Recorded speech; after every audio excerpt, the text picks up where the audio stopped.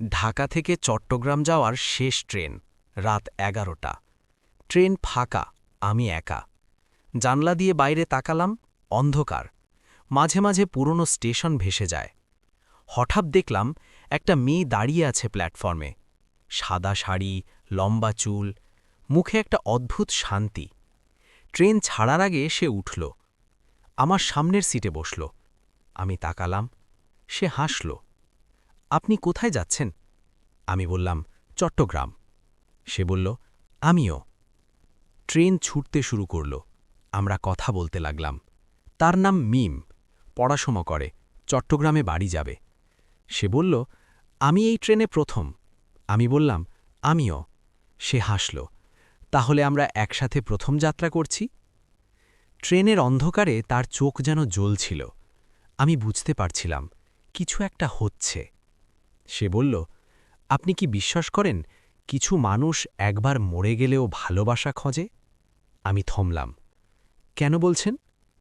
সে বলল, তারা শুধু একবার ভালোবাসা চায়, যেন তারা আবার বেঁচে যায়। রাত ২টো, ট্রেন ফাঁকা। আমি বললাম, আমার কাঁধে মাথা রাখতে পারেন। সে মাথা রাখল। তার চুলের গন্ধ যেন অন্যরকম, পুরনো ফুলের মতো। সে বলল, আপনি কি জানেন মানুষ যখন মরে তখন তার শেষ ইচ্ছাটা সবচেয়ে শক্তিশালী হয়? আমি বললাম, না। সে বলল, আমার শেষ ইচ্ছা ছিল একজনকে ভালোবাসা। আমি তার দিকে তাকালাম। সে আমার চোখে চোখ রাখল। আমরা কাছাকাছি হলাম। ট্রেনের ননুনির মধ্যে আমরা এক হলাম। তার শরীর যেন বরফের মতো ঠান্ডা। কিন্তু আমি ভাবলাম না। ভোর ৬টা, আমি ঘুম ভাঙলাম। মিম নেই। আমি উঠে দাঁড়ালাম। ট্রেন চট্টগ্রাম স্টেশনে ঢুকছে। আমি খোঁজ করতে লাগলাম, মিম, মিম। কেউ সাড়া দিল না। একজন টিটি এলো। কাকে খুঁজছেন? আমি বললাম, একটা মেয়ে, সাদা শাড়ি পরা। টিটির চোখ বড় হয়ে গেল। সাদা শাড়ি? আর কত বড়? আমি বললাম, লম্বা চুল, সুন্দর। টিটি বলল, ভাই আপনি কি জানেন গতকাল রাতে এই ট্রেনে একটা মেয়ে মারা গেছে? আমার বুক থপথপ করে উঠল। কেমন করে? ট্রেন থেকে পড়ে, চট্টগ্রাম স্টেশনে, সাদা শাড়ি পরা। আমি বললাম, না না, সে তো আমার সাথে ছিল।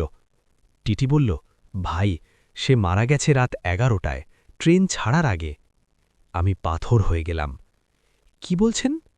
হ্যাঁ, আর তার শরীর পাওয়া গেছে, পুলিশ নিয়ে গেছে। আমি ট্রেন থেকে নেমে দৌড়ে পুলিশ স্টেশনে গেলাম। একজন অফিসার বলল, কেন?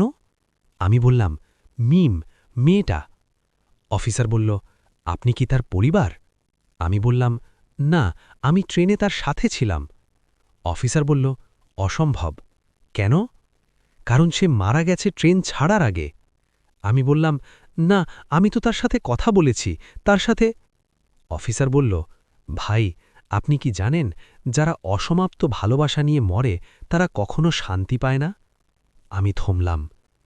অফিসার বলল, তারা একজনকে খোঁজে, যে তাদের শেষ ইচ্ছা পূরণ করবে।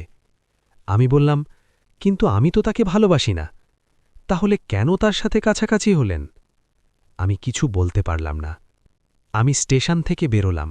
বাইরে সূর্য উঠছে। হঠাৎ দেখলাম একটা কাগজ উড়ে আসছে। কাগজটা ধরলাম।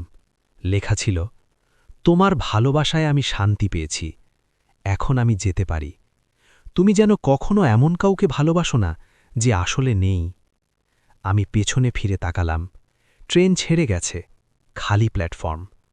কিন্তু দূরে একটা ছায়া দেখলাম, সাদা শাড়ি পরা, হাত নেড়ে বিদায় দিচ্ছে। যদি এই গল্পটা একবারও থামিয়ে ভাবতে বাধ্য করে, তাহলে এখনই লাইক দাও, চ্যানেলটা সাবস্ক্রাইব করো, কারণ পরের গল্পে ভূত থাকবে আরও কাছে, হয়তো আপনার ট্রেনেই।